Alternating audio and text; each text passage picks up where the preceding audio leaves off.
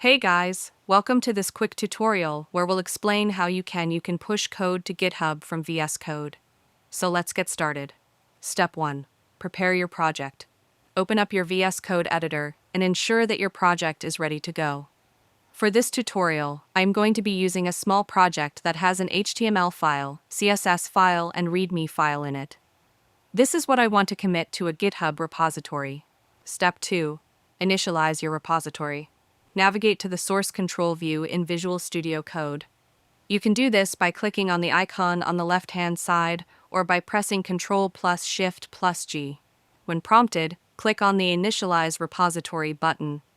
This action creates a new Git repository in the current folder, allowing you to start tracking code changes.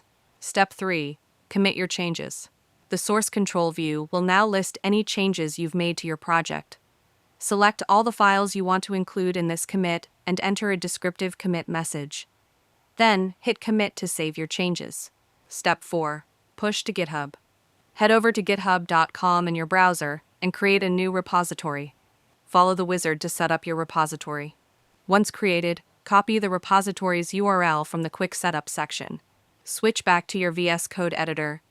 Click on the ellipsis in the source control view, select Pull Push from the drop-down menu, and choose Push to. You will be prompted that the repository has no remotes to push to. Click on the Add Remote button. Paste the URL you copied from GitHub and give it a name. VS Code will now display a button allowing you to push your code into GitHub. Click on the Publish Branch button to complete the process. Step 5. Verify on GitHub. Your code is now pushed to GitHub. You can head over to your GitHub repository in the browser and refresh the page to see your code there. Now you've successfully pushed your Visual Studio Code project to GitHub. If you found this video helpful, consider giving it a like and subscribe.